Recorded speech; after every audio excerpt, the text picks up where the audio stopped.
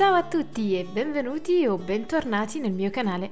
Aujourd'hui, on va démarrer une nouvelle série de 14 vidéos pour acquérir les bases de la conversation et de la grammaire italienne. Je vous invite à utiliser un cahier, prendre des notes, reproduire les sons, répéter après moi les mots. Car pour apprendre, il faut pratiquer.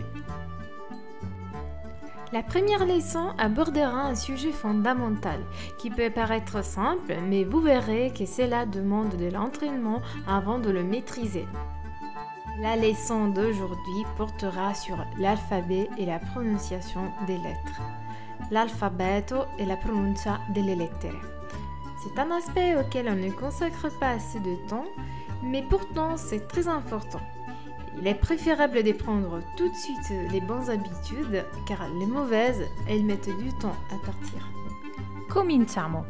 L'alfabeto. L'alphabet italien est composé de 21 lettres, 16 consonnes et 5 voyelles. On va épeler ensemble l'alphabet.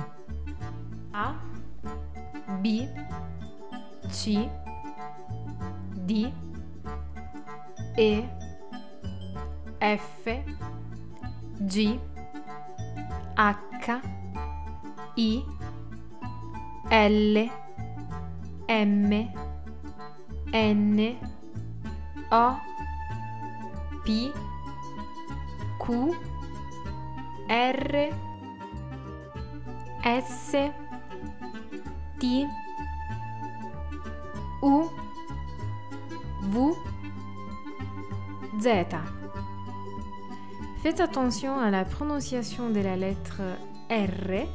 Le son provient de la vibration de votre langue derrière vos dents des devants, c'est-à-dire les incisives. Et l'astuce, c'est de laisser seulement le bout de votre langue toucher légèrement le derrière de vos dents des devants. Pour ce faire, il faut s'entraîner et répéter ce mouvement plusieurs fois. Répétez avec moi R, R. Vous devez savoir qu'en italien, on prononce toutes les lettres sauf le H, l'H, et que toutes les lettres sont féminines en italien.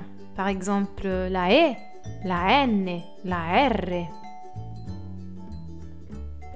Il est important de savoir aussi que les lettres illunga, K, X, Y et W ne font pas partie de l'alphabet italien standard, mais sont utilisés dans les mots empruntés à d'autres langues.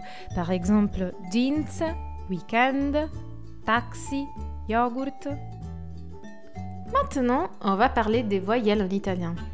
Parliamo delle vocali. On a déjà dit que les voyelles en italien sont 5. A, E, I, O, U. Mais vous pouvez voir que j'en ai écrit 7. Pourquoi?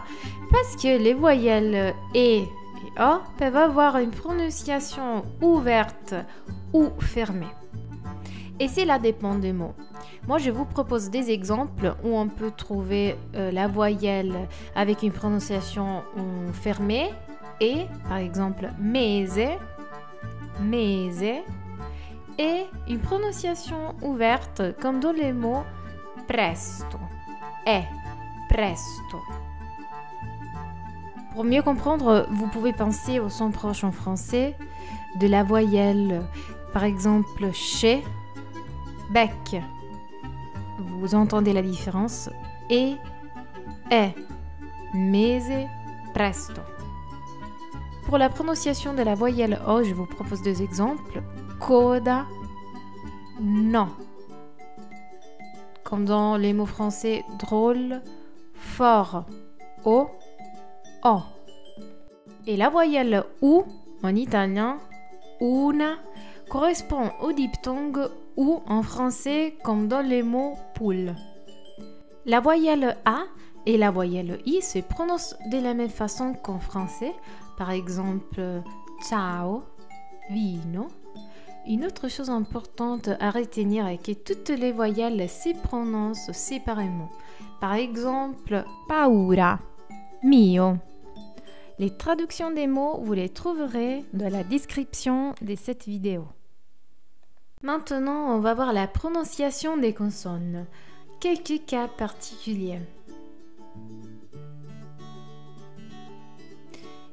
Il y a deux façons de prononcer la consonne Ci. Devant les voyelles A, O, U et la consonne H, le Ci se prononce K. Par exemple, cane, conto, cuoco, occhi. Devant les voyelles E, U, I, on prononce la consonne Ch. Par exemple, cento, cibo, pace. Les symboles que vous voyez entre parenthèses, c'est le son phonétique. Puisqu'il n'y a pas de théorie sans pratique, je vous propose un exercice à faire tout de suite. Essayez de prononcer ces trois mots.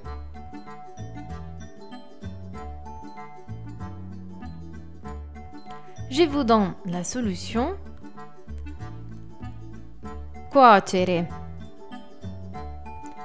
cioccolato, cucinare. Vous avez réussi? Il y a deux façons de prononcer la lettre D. Devant les voyelles A, O, U et la consonne H, la lettre D se prononce G. Par exemple, gallo, ago, gusto, ghiaccio. Devant les voyelles E ou I, la lettre D se prononce G. Par exemple, gente, ginevra, giallo.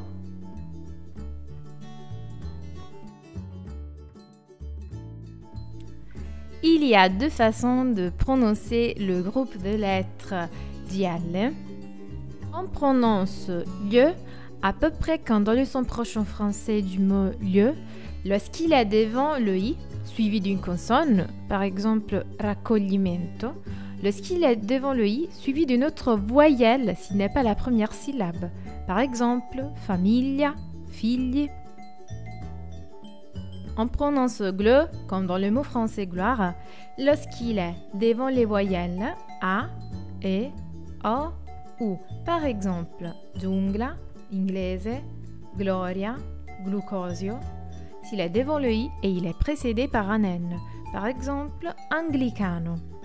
S'il est devant les I lorsqu'il est la première syllabe, par exemple, glicine. Les groupements DN, DU plus voyelle, QU plus voyelle produisent les sons suivants. Gne, comme dans le mot agnello. Gu, comme dans le mot guardare. Q, comme dans le mot quindici. Répétez avec moi. Agnello, guardare, quindici. Il y a deux façons de prononcer la lettre S. On a un son sifflant, Z, si se trouve entre deux voyelles, par exemple, bisogno. Si la lettre S est suivie des consonnes B, D, G, L, M, N, V. Par exemple, sbaglio, asma. On a un son sourd, S, quand la lettre se situe au début d'un mot et elle est suivie d'une voyelle. Par exemple, sale. Si la lettre S est suivie des consonnes C, F, P, Q, T. Par exemple, scuola, stare. Et si la lettre est au milieu d'un mot et elle est précédée d'une consonne. Par exemple, borsa.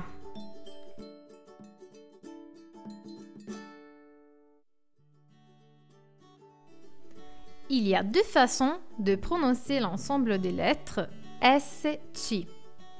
Si les deux lettres sont suivies de la voyelle E et I, le son sera ch. par exemple scimmia, scena. Mais si les deux lettres sont suivies des voyelles A, O, U ou de la consonne H, le son sera sk.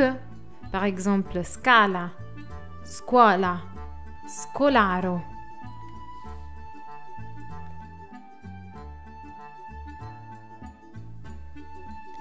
Il y a deux façons de prononcer la lettre Z. On a un son sourd ts lorsqu'il est devant le groupe de voyelles ia, ie, io. Par exemple, grazie, zio. Quand la lettre se trouve après la lettre L, par exemple, alzare. Quand le mot se termine par enza, anza. Par exemple, credenza, lontananza.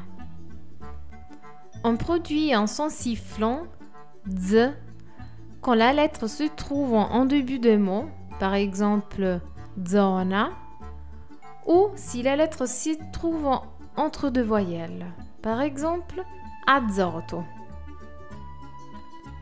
Comme vous avez pu le voir, ce n'est pas la partie la plus amusante dans l'apprentissage de la langue italienne, mais elle reste fondamentale. Cela vous permettra de pouvoir lire des textes et être compris lors de votre séjour en Italie. Dans la prochaine leçon de la série, on parlera des phrases indispensables à connaître en italien. En attendant, des exercices pour vous entraîner dans votre prononciation sont disponibles sur mon Teachable que vous trouverez dans la description. Vous pouvez regarder ma vidéo sur l'accent tonique en italien qui vous sera aussi utile pour la suite. Ci vediamo la prossima settimana. Ciao a tutti e grazie!